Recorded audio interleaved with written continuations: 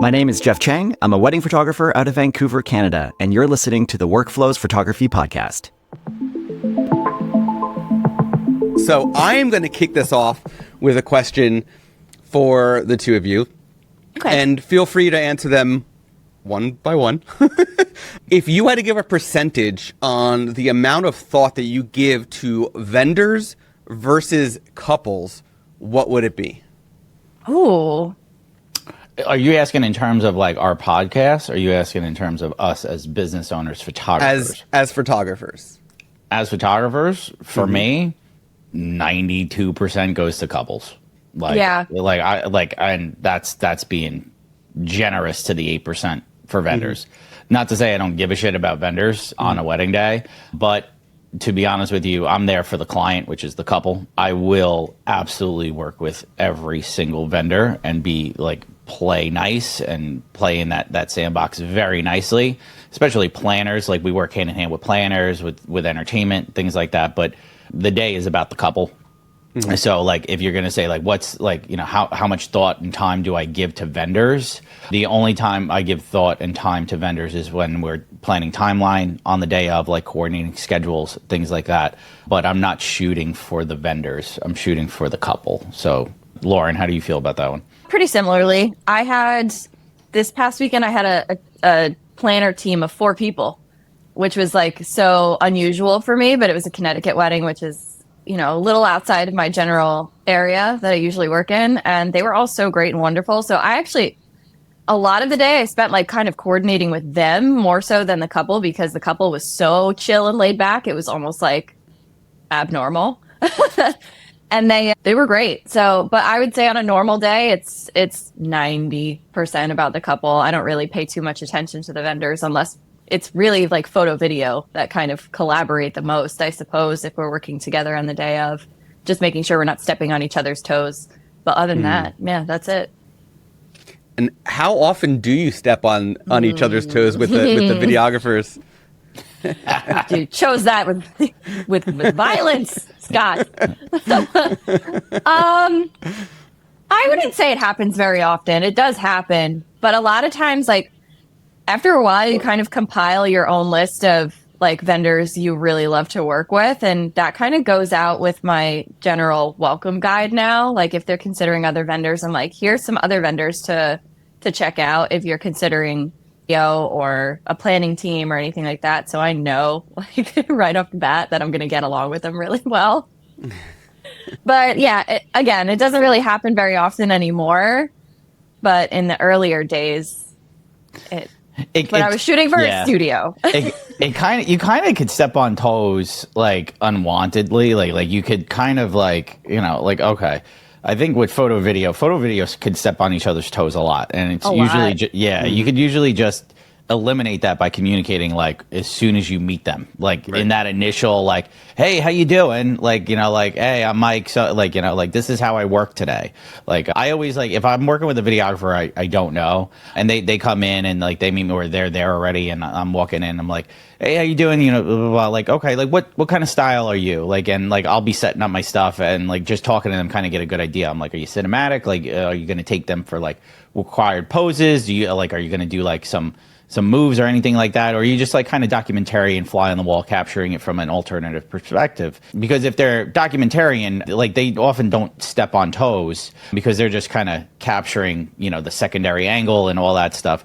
Whereas if they're cinematic, they're going to want to take the couple to do certain things. Like they might want to do slow-mo shots, walking. They might want to wide with a drone or something like that, which does require time. So usually if I know there's a videographer that's going to be there and I haven't worked with them, I'll kind of check out their work and see how they kind of work.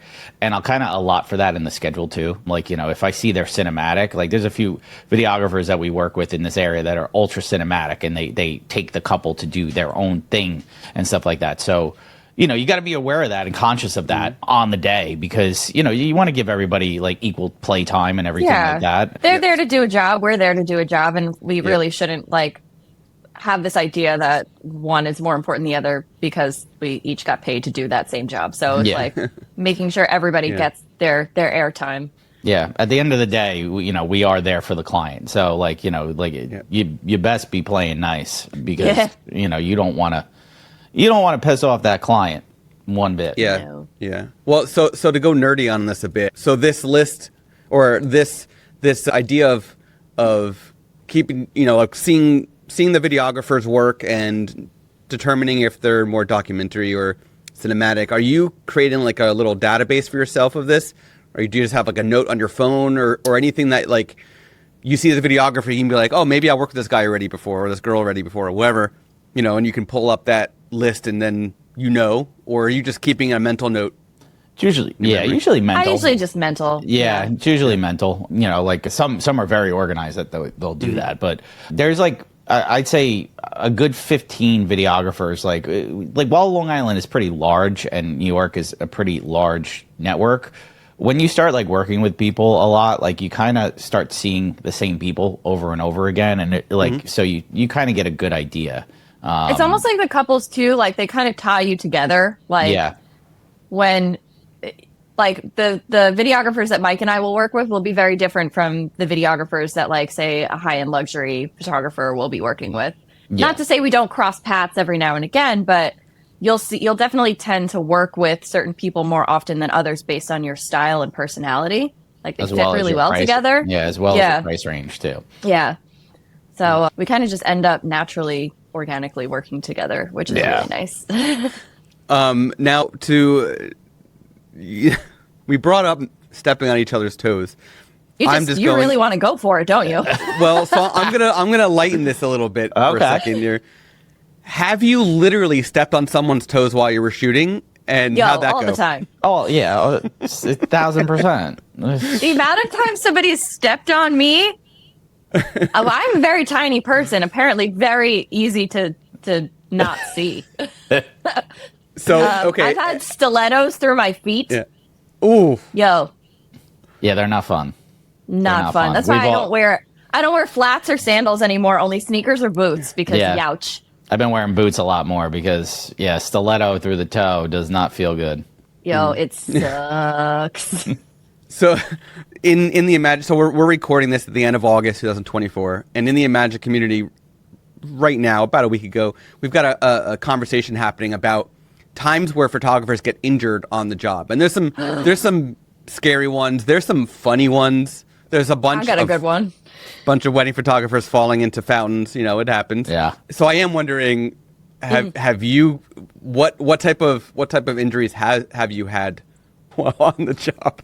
Lauren's got so many. I feel like I don't know. Like she's like injury prone. Mine is so stupid. Didn't you get hit in the eye with something? I got a paper cut on my eyeball. Oh yeah.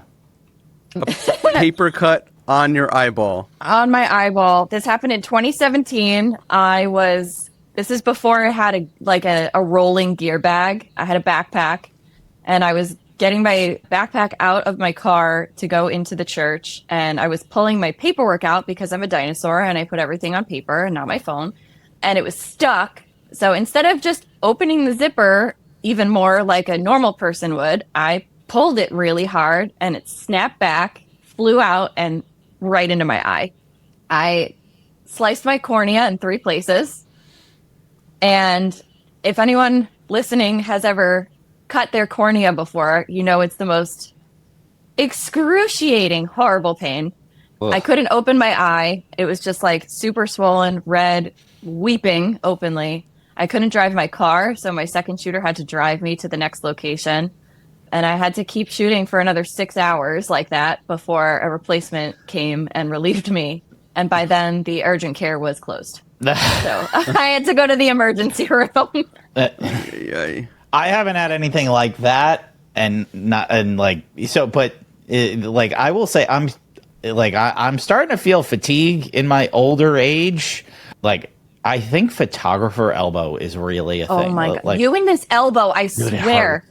You love talking about it. Oh my god! Okay, but it's because it's irritating. So okay, so legitimately, I think my elbow is like you've heard of tennis elbow or golf elbow, things like that. I think I have that, but from photography, from picking up my camera, going like this, okay. Right. And holding my camera up over here for the dance floor because I'm not very tall, so I do this a lot. And I notice like there are days I wake up and I'm like, my damn elbow hurts a little more than others. So I'm literally going to go get acupuncture because I think I need it. So Slap like, some icy hot on it. You'll be all right. I do. I put some muscle rub on there, but knock on wood, I haven't been injured. Like I've had like, geez, like You ever roll an ankle? I've fallen, like, I've tripped over things and stuff like that. That's so embarrassing when you like, oh my God. Because like we're always walking backwards. Yeah, always. I'm always looking behind me. I've seen that video, the dude backtracking and falling into the baptismal fountain at the church. So I've seen that. Well, there's that. And then there's like constantly videographers falling into water features at venues. Like, what is going, guys? There's a reason if I'm shooting at a water venue, I'll take a camera off, like we wear two with a harness, so I'll take one off and leave it on the side because God forbid I fall in. Right. At least I have one camera that will be able to capture. So, but yeah, no bad injuries from me. Lauren, on the other hand, no. The eye thing as a photographer, it was my shooting eye too. So it was like when you're looking through the viewfinder and all that stuff, like at the time I was shooting on the Mark IV. It wasn't an R6, so it wasn't a digital viewfinder. It was just, that's how I had to shoot, and I couldn't see. And I was like directing my second shooter at the time to I was like putting together the shots and making them take the photos because I couldn't do it. And then, I asked him, oh my God, it was such a mess. This was not for my brand. This is under the blanket of a studio. That second shooter did not feel confident at the time taking over as lead. It was a gigantic bridal party. And he was like, nah, man, like I'm done in like 2 hours. I got to go. And I'm like, I am dying. Help me. And he was like, no, I'm going to go home. So another 6 hours later, I'm still trying to hold it together. I hope that second shooter didn't get rehired for another wedding. Oh no, he did. Multiple times. Yeah. But hey, listen, some second shooters just second shoot. They don't like to lead shoot, and I get it. It's a lot of pressure. That wedding party was like 30 people. So it was a day. It was a day. What is one marketing strategy that has helped both of you to grow your wedding photography businesses? The podcast. Podcast did help. It has helped, but I would say probably the most underrated feature that people don't use or don't utilize is Instagram stories. I think people kind of sleep on them a little bit, and that helped me tremendously grow my business. What I would do, I don't do it as much as I used to, but what I used to do was after a wedding, I would post teasers, all right? And so it would be like, I don't know, 10 to 20 images captured from the past weekend. And what I would do was tag the couple, tag all the vendors in the story. So there would be, beautiful images and everything like that. And if it was pertaining to that vendor, I would tag them in that part. So flowers, the couple, like venue, all that stuff, right?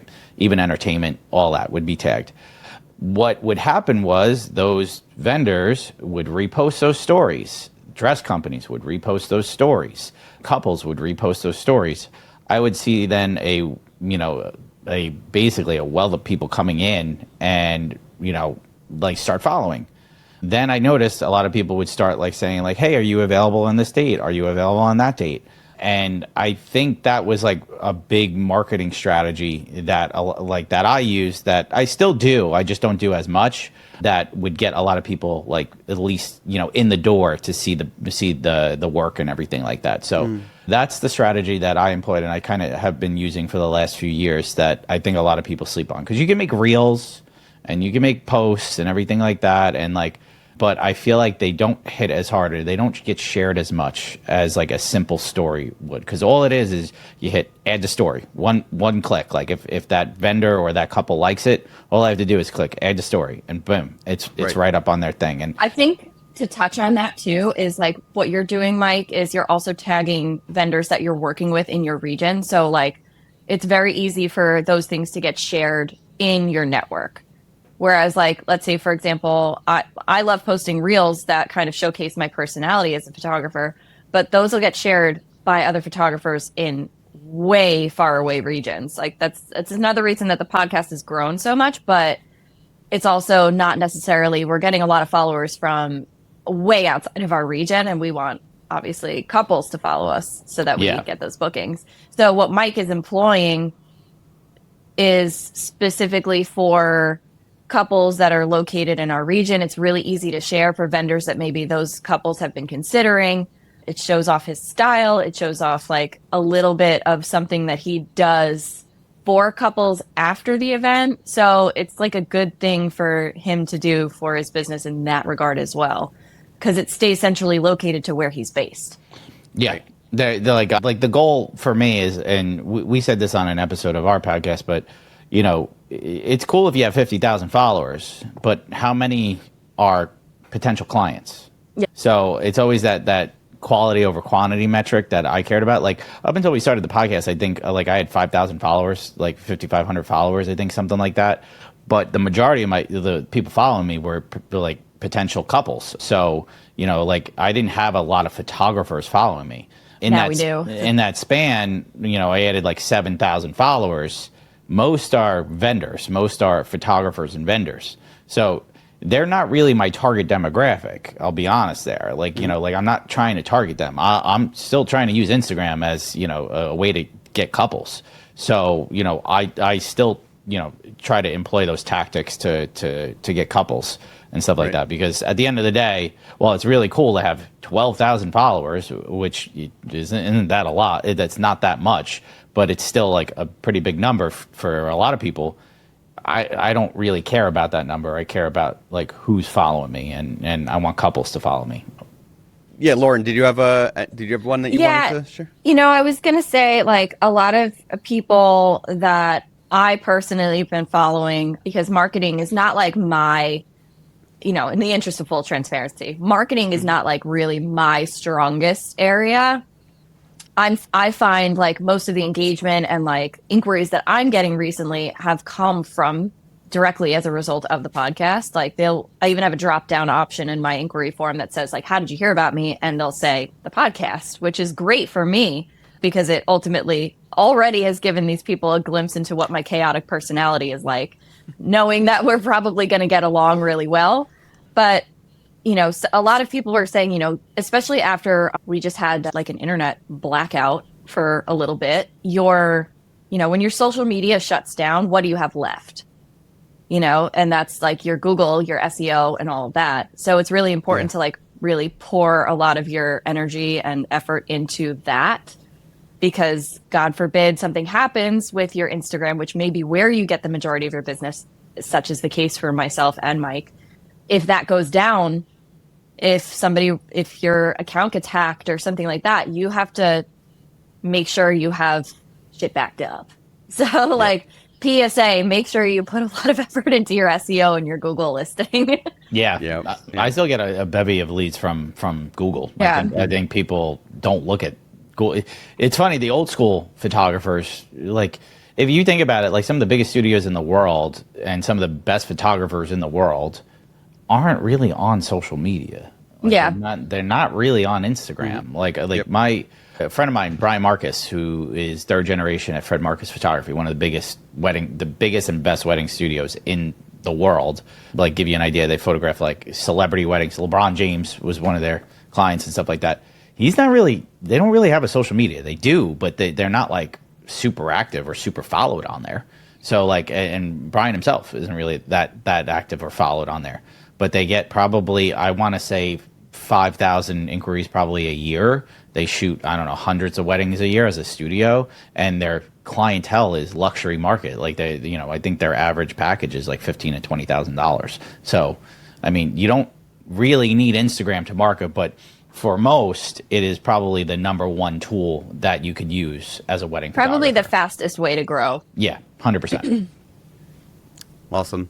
Yeah, you know, it's really nice to see that launching a podcast has become a lead generator, but you know, be in addition to just being good social proof for a photography business. You know, it's something a lot of photographers think about is like, should I launch a podcast? Well, it depends. It depends on you. It depends on your market. It depends on your niche. And I think you guys have both proven that it can be a powerful marketing tool. even if it's not your ultimate highest lead gen, it is still a lead gen source. Yes. So I think that's great. Speaking of vendors, so I love that little mischievous giggle, Scott. how do you both handle the difficult clients or vendors, or these really challenging situations that come up at weddings, while maintaining your professional and positive attitudes without like blowing up back at the people who are giving you this hard time? How do you do it? And do you have any fun stories to share? I'm sure you do, but do you have any fun stories to share? I mean, I just kind of disassociate, like fly out of my body and just kind of go, all right, well, I mean, this is happening, so let's roll with it. You know, I feel like once it's happened so many times, you just kind of build this weird exterior armor that kind of toughens you to those weird situations that you find yourself in. I mean, sometimes it happens out of fucking nowhere. Like, Mike and I talk about the switcheroo all the time, because you think that you're like connecting on this really good level with your clients. Everything seems great. They tell you everything that you want to hear as a vendor. And then the day of comes and you're like, who the fuck are you? Which one of your 13 personalities am I dealing with right now? And then you just kind of have to like put on your professional face and realize that this is not just like a random person coming at you with like they're not trying to be aggressive on purpose. Like, this is a very stressful event for a lot of people. So you have to like wear your empathy hat, your compassion hat, and realize that a lot of people deal with like family drama or anxiety, stress in many different ways. It manifests in many different ways. So as much as you might not handle that situation in their position the same way, you have to understand that other people do and work with what you've got. I don't know. It is not easy sometimes, but you just kind of figure it out. Yeah. Yeah, I think dealing with vendors is a little easier, I think, than clients, because vendors, you can kind of be yourself and like explain like this is how you do things, or like, hey, like if you're not on the same page, it's very easy to kind of get back on the same page with the vendor. Like be like especially like as photographers, our hands are in so much of the day that, you know, it's a team effort. Like I think we just posted a clip about like, you know, who creates or controls the timeline, the photographer or the planner. And, you know, like Lauren said, it's like a team effort all around. Like you work together in every facet. Like, so, you know, if you're not communicating with vendors, with other vendors as a vendor, you're just not doing a good job. I've had situations with vendors that, you know, I'm like, yo, like, you and I are going to talk after this kind of thing. And like, I've had situations with like, you know, head of house and stuff like at a venue that, you know, he like would go to went to the couple and went over like over instead of just talking to me about like situations and stuff like that. Like I wasn't ready to do night photos. We just sat down to eat dinner, literally just like sat down in the room. And it was like he's like, the couple's ready for night photos. And we're like, well, like we're not ready for night photos. That takes a little bit of time to set up. You know, we got to get lights out and all that stuff. Can you give us 10 minutes? He's like, no, the couple's ready right now. And instead of telling the couple like, hey, like, you know, like give your photographer 10 minutes to get the equipment set up. You know, he went to the couple and basically started like blasting me to the couple. He's like, oh, your photographer's giving me a hard time. He's not ready to photograph that stuff. So like my second heard him say that, and I literally pulled like after I did the night photos, I told the couple, I was just like, listen, I wasn't ready to go just yet, but like your maitre d' shouldn't be telling you that. Like you know, he should be just, you know, like handling that a little differently.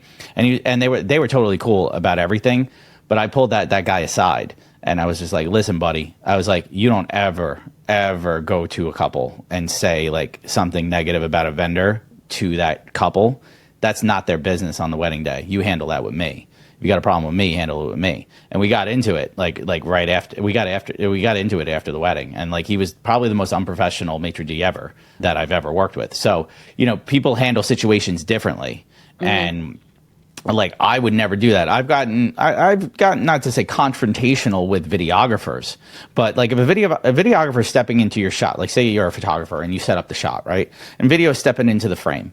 like I just ask nicely, hey, can you get on the same focal plane as me? Like same frame kind of thing. And I'll just like say, if they continuously do it, I'll probably pull them aside and just be like, listen, I'm at a 50 millimeter. Like, just don't walk past the lens. Like, you know, you're not in frame kind of thing. Like if you need a shot, if you want to get close, just tell me. And like, we'll give you we'll take turns and stuff like that. And it's usually just secondary. I've had issues with videographers though, that like, I set up the shot and they've asked me to move. Like, meanwhile, I'm the one who set the shot up.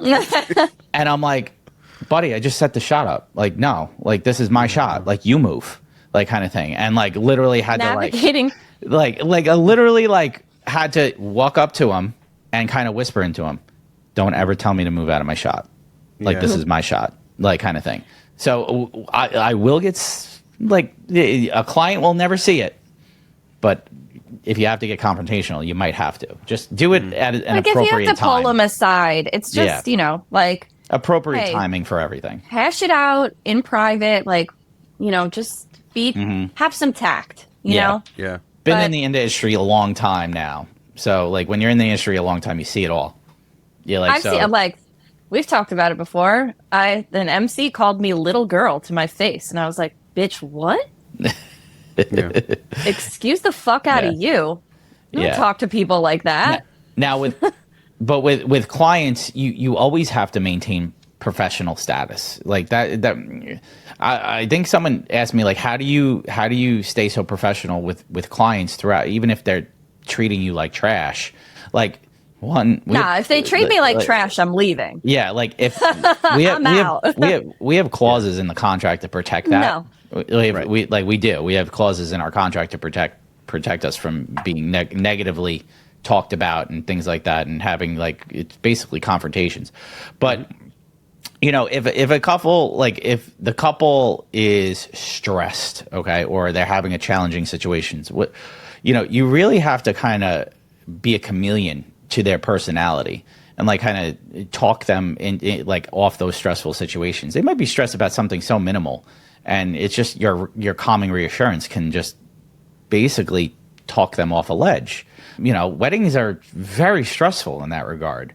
So I don't blame couples for being stressed. Now, if they start treating you like trash, different story. Like they're like blaming you for things if it's not your fault, then, you know, like come on, you know, like let's be adults here, kind of thing. So there are challenging situations. There are that are presented, but I think you have to kind of morph into a chameleon with your clients and handle it like appropriately for every client's different.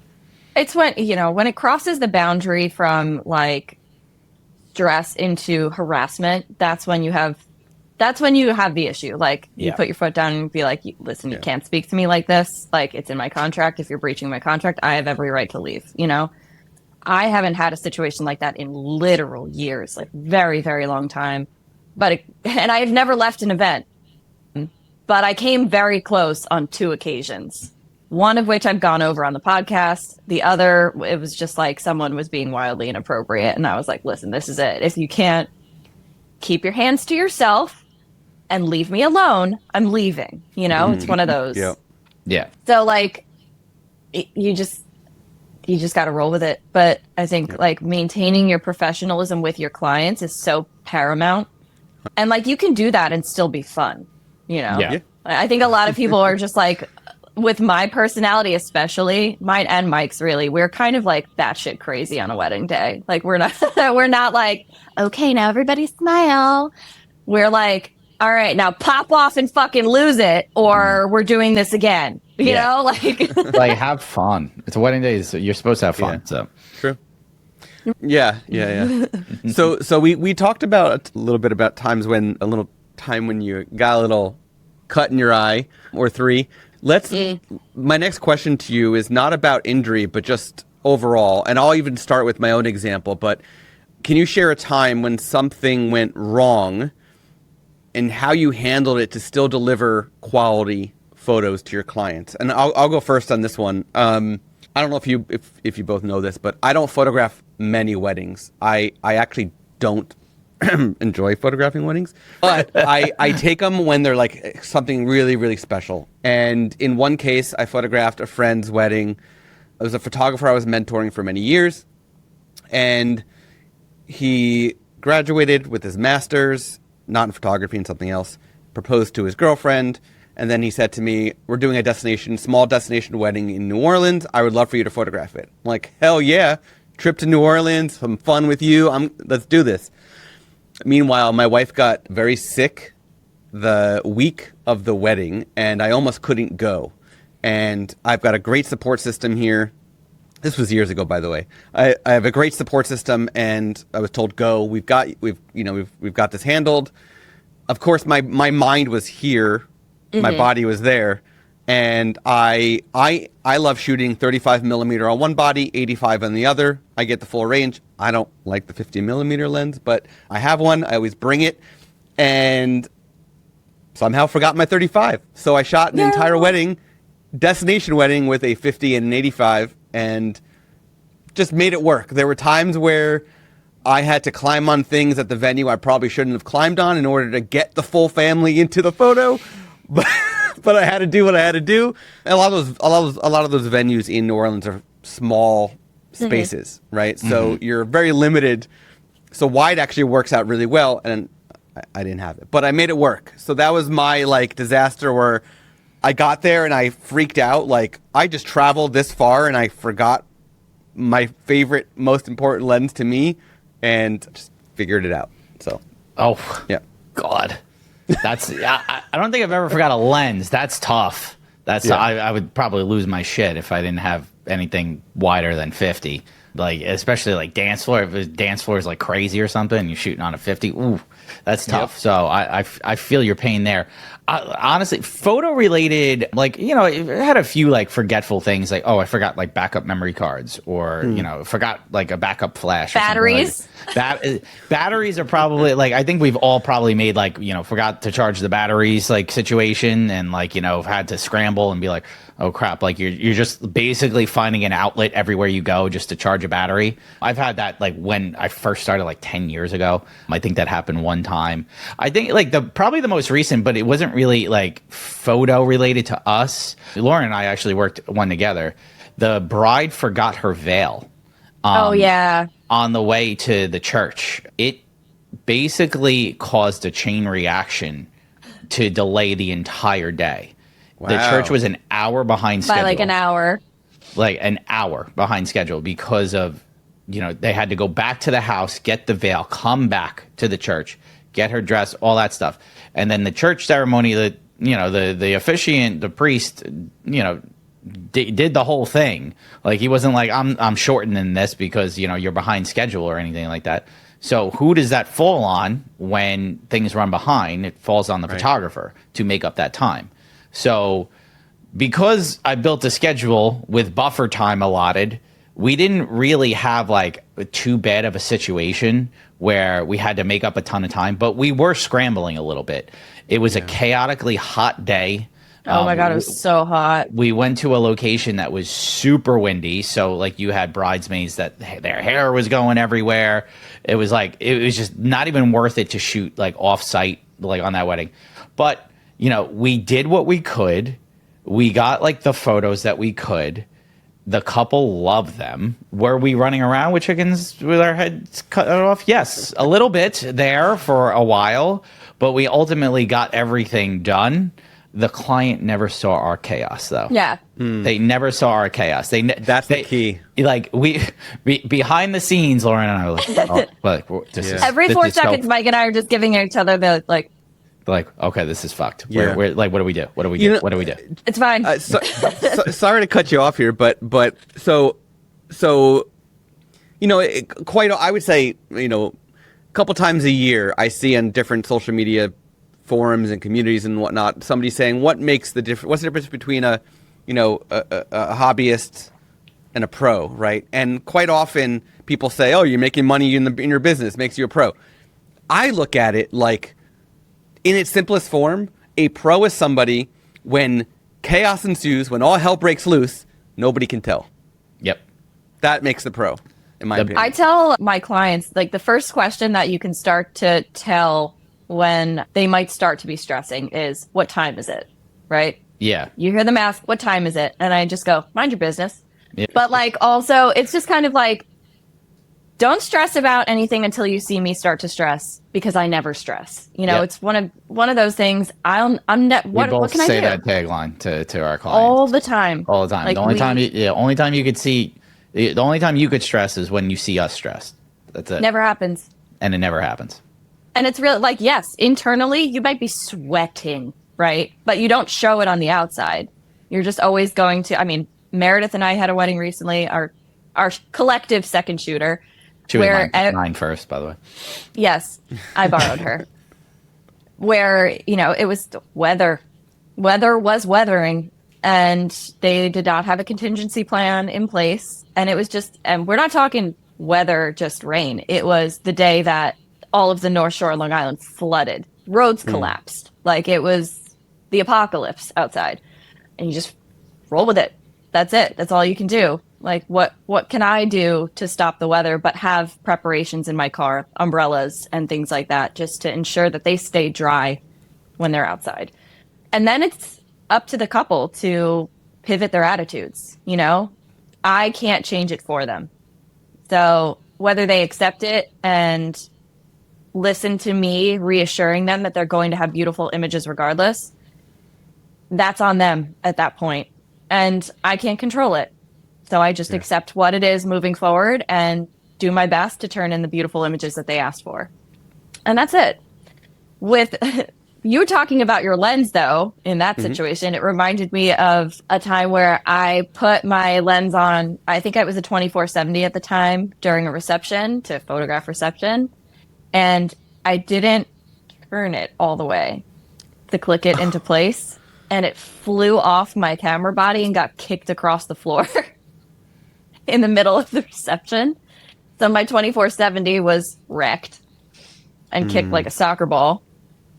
And then I just had to put on a 35 for the rest of the night and pray to the photo gods that it wasn't a 16 millimeter type of party.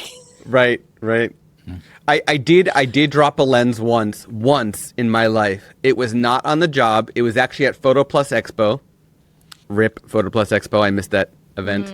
I was going on a photo walk. You remember 500px when that existed? Yeah. I guess it still exists. Right? Yes. So Aw. That was like before Flickr, wasn't it? No, it was after No, it was Flickr, after but it was Flickr. like It was after? yeah. But the original co-founders of 500px, they were leading a photo walk. This is also pre-photo walks, like official photo walks at events. They were leading a photo walk that I was joining, and I went to go swap whatever lens. I think I was putting my 35 millimeter on for the photo walk, and I put my 85. This was a Nikon F mount, so it's also pre-mirrorless. I'm really dating myself here. And It's also a Nikon, so I love my Nikon. So it was a Nikon 85 1.8. It was the D type, so it still had like an aperture ring that would turn. Put it in my bag. I must have knocked the bag, and the thing went smack on the New York City sidewalk, and glass was in fine shape. Aperture blades were kind of just floating around. So it was a goner. Very sad that's day. so sad. That is. Yeah. When Have you you seen see it those- happening. Have you seen like the triggering videos, like specifically for photographers, where they'll like show you like, this is how I clean my camera, and they put the whole camera and the lenses in the dishwasher? Oh, yeah. Yeah. It's like, oh, please. No, Yeah. don't do So that. crazy. Bad news. Okay, so let's be honest here for a moment. Oh, We boy. know what our clients want. We know what the couples want from the photos, right? We know if they want natural, we know if they want documentary, we know if they want every single thing posed. We know what they want, okay? What do you both prefer? Do you prefer the organic, candid moments? Do you prefer more structured and posed photos for your weddings? What do you prefer more than your clients? Mike, you go first. So I'm a hybrid. I'm basically a hybrid style. My photos look organic and candid, but I'm putting people in position to create those moments. So I'm crafting them, but to look candid and authentic. So I might set up a couple to, be in the best position, the best lighting, the best scenario, but I'm then going to have them do something that creates a candid feel. My posing isn't really posing, it's prompting. So I add a lot of movement based to my photography. So everything is movement based. Every single thing. Like they're never standing still. They're always moving, whether it's just a little sway or just running their hands up and down. Like could be run your hand up and down your arm, grab his face, do a little, maybe a little spin, or okay, you're going to walk to me, grab his arm, go wide, pull each other in.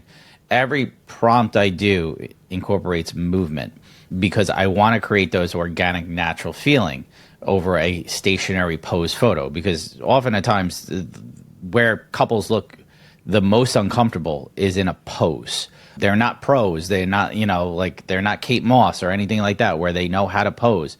So if you put them in a situation where they feel comfortable, and usually movement makes anybody feel comfortable in front of a camera, you see that comfort come out, and you see that organic feeling come out in photographs.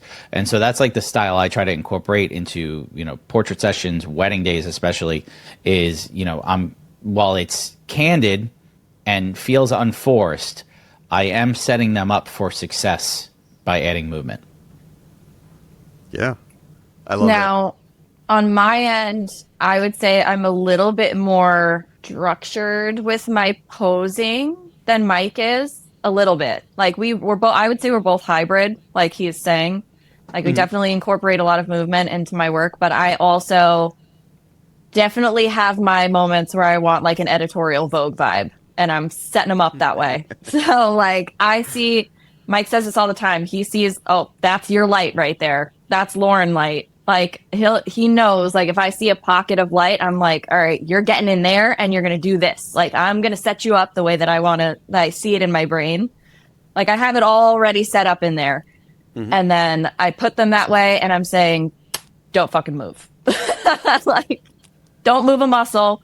And if I do have them move, it's very small, like little movements, because in certain situations like that, if you move your head too much, then the light changes, then there's shadows or something like that. So they have to stay pretty still. But I think he'll do that too. Like it's just kind of situational, but you're paying attention to those situations. If they are in a stationary pose, they're still moving their hands. They're still, talking to each other, all those things to make sure that they're having those organic moments. Or I'm prompting them, maybe it's not movement, maybe it's say this thing into their ear or something like that. Right. One of the ones that I really loved, which I saw on somebody else's Instagram, so whoever it was, I'm sorry I stole this from you, but whisper in the sexiest voice you can possibly muster what you want for dinner. I've done that one. I've done that. Yep. Wherever that came from, it works every time. Yeah. Every time. I say whisper a random vegetable. It's like, or fruit. It's like avocado, something like that. Every time it works. And you know It what? does. Thank you for that, random stranger on the internet. Thanks for not gatekeeping your prompts. Yeah. I love that. I love it. So yeah, we mix it up. We've talked about this too before, the complete photojournalist style of photography where they're completely hands off does not work for us. No. Not for us. That's like I love that style. I think it's incredible, but you have to be the right couple for that style. Yes, Like, the couple has to want that for Yeah. sure. Yes. Yeah. And I'll be honest with you, I think 95% of couples need some structure in the day. Whether That it's depends though. 'Cause, like, it we're does. talking- It does. Like I've seen couples that basically inquire. They're like, I don't want any family photos. I don't want nothing. Just be a fly on the wall. Like like we'll walk around with you and stuff like that. But we're and I'm like, cool, great. Get it in I'm- writing. Yeah. I'm kind of a hybrid in that sense where for me, because I don't enjoy doing wedding photos, when I do a wedding, it is documentary style. However, I will do the posed family photos Right. for the groups that they want to have, right? So there's a little bit of a combination, but I would say 90% of the wedding is documented. Yeah. I think also like Mike and I are in a crazy wedding area. Like if you look at Long Island, New York City, that the metro tri-state area is like wild weddings, and they're all very structured. It's not like this in other places, in the Midwest, in a lot of places where there's more of an elopement vibe. There's smaller, more intimate weddings, or they're just not structured the same way. The cost is much lower. There's just different styles of photography in every region where our way isn't the only way. Right. And it's just going to be different no matter what. So maybe, especially with elopements and destinations, they're just up there like enjoying scenery, they're exploring. It's almost impossible to take a bad photo in some of these areas because they're just soaking it all in and they're by themselves. Yep. So they may have the ability to just photograph those natural moments as they unfold. And it's not as, what the hell do I do? Yeah. Yep. So it's always different. I witnessed that firsthand photographing a wedding in Ireland where it was just like, you can't take a bad photo. So you can do whatever you want. Like, you want to go stand over there? Go ahead. I'll shoot a wide. I'll get in tight. You really can't take a bad photo. So props to those documentary photographers that it must be so nice. It must be great. You're like, awesome. Phenomenal. So nice. Good for you. Yeah. Tell me what that's like. I do a lot of proposal photography, and that's one of the things I love about it is you always get some really awesome background, for the moments that are important. Then you can do this like engagement session afterwards, and again, you've got these beautiful backgrounds, and more often than not, they're at sunset, so you're getting beautiful light from there. It is also extremely stressful, like a wedding day is, but in a very condensed time frame. So, but common mistakes. What are some common mistakes that you see new wedding photographers make when working at the first time at a venue? Ooh, that's a great question. Ooh. Doing whatever they want without asking the maitre d' what they're allowed to do. Yeah. If it's if it's a venue, new photographers tend, especially like the younger generation, tend to, I think they could do whatever they want. And go anywhere they want and say anything they want, take the couple whenever they want to take the couple. There's a lot of moving parts to a wedding day. And I think if you're on somebody's turf, especially at a venue, just asking like, hey, is there anything going on that I'm looking to take the couple here? Here's like my schedule. Here's what we laid out. And most of the time the couple relays the schedule to the the coordinator at the venue and everything like that.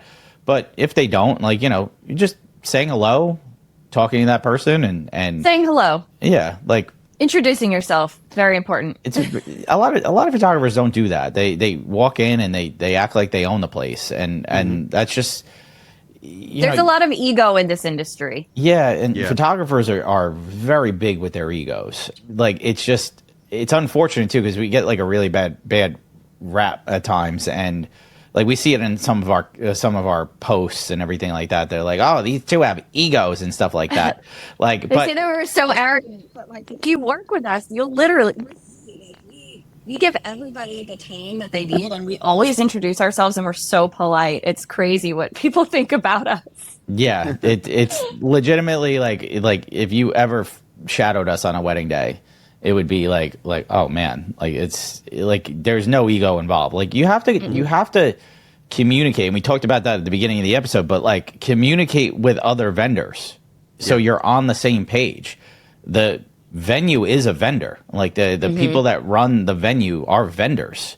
So getting on the same page and communicating with them is the key to success here. Don't walk in and act like you own the place. You don't. Yeah, because you're off to a bad start. They will literally not let you do shit. Yeah. They're in control. They can tell you immediately, you're not respecting our rules. You got to go. Yep. Right. Or, that's it. That'll turn the tide on the rest of your evening. So yeah, and each venue might have their own individual rules. So one venue may not have the same rule as the other one that you might assume. Oh well, this venue didn't care that I did this, but you know what? This other one does. So. Well, we have venues out here where there's multiple events going on at the same time. You never want these couples to cross paths and get in each other's way or anything. So you really some of them, if you just take the couple and go and shoot wherever the heck you want, you'll find yourself in a very bad position. You have to talk and communicate with where you're allowed to go, where they're okay to be photographed, what time it's okay to be doing that, where, and all of this. So it's you don't make those mistakes No. just because you want to get shit done. It's not good. Yeah. I have one more question for the both Sure. of you. Okay. And unless you have any questions for me, I'm going to ask my last question. Okay. So, Okay. if a photographer came to you, let's say it doesn't matter if it's a new photographer, an existing photographer who's got a successful business or whatever it might be. This photographer came to you and said that they're going to start a podcast to attract more wedding clients, attract wedding planners, attract venues, etc. What would be the one tip from each of you individually that you would give to this photographer? Lauren, you want to go first? No. Okay. I got to think on this one a little bit more. All right. One tip. Okay. If you're going to start a podcast in 2024, going into 2025, and you want to make it photo related, it's really just podcast. This is for podcasts more than it is for photo. Make it a video podcast.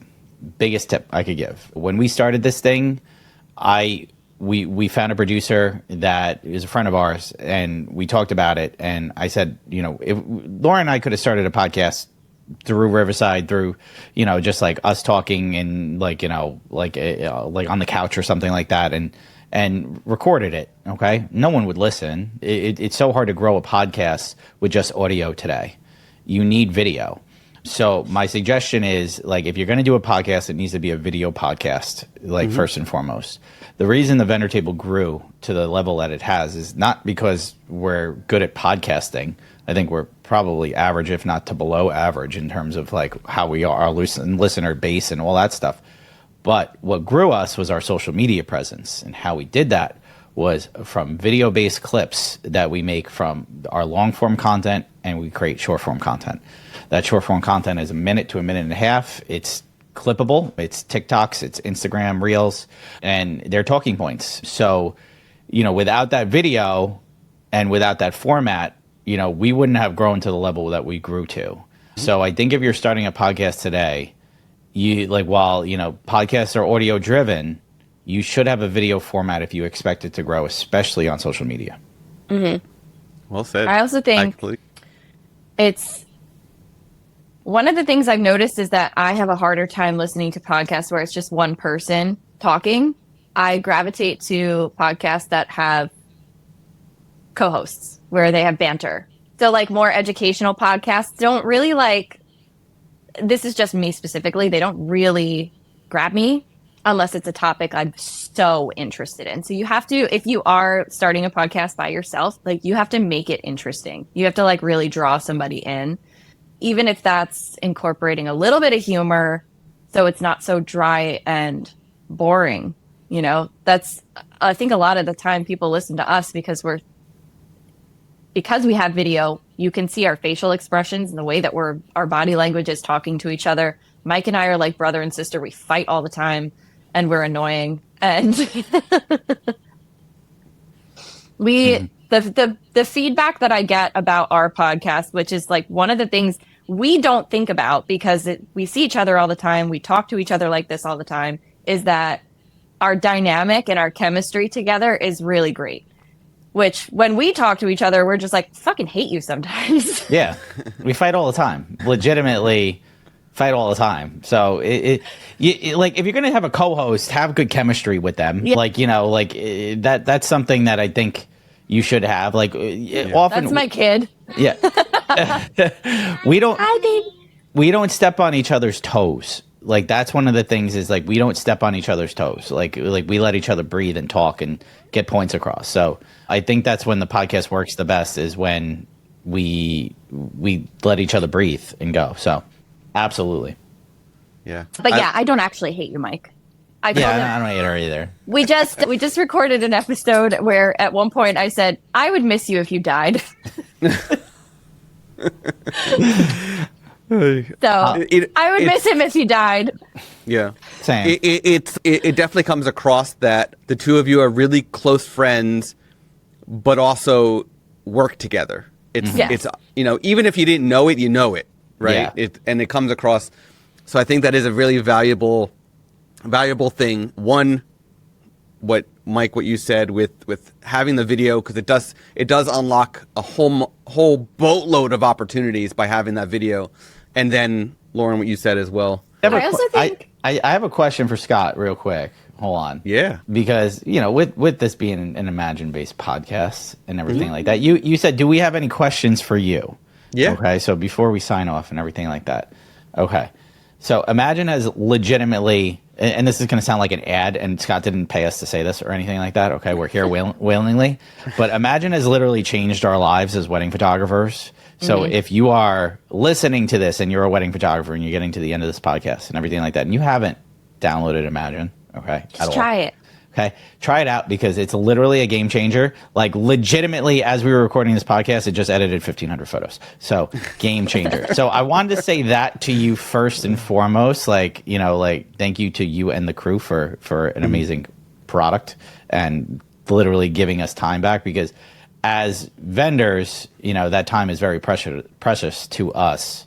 Right. So like the question I had for you is there anything new with Imagine that's like we should be, looking out for, like radar-wise?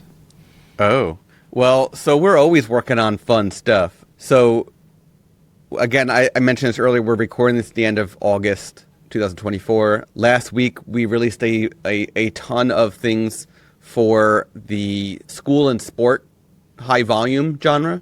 We also have a bunch of real estate features that were released and some more coming for real estate specifically. And for weddings specifically, we are always working on new talent AI profiles for those who don't have their own editing style. So I'm not sure if it'll be out by the time this episode airs or not, but we have another one around the corner.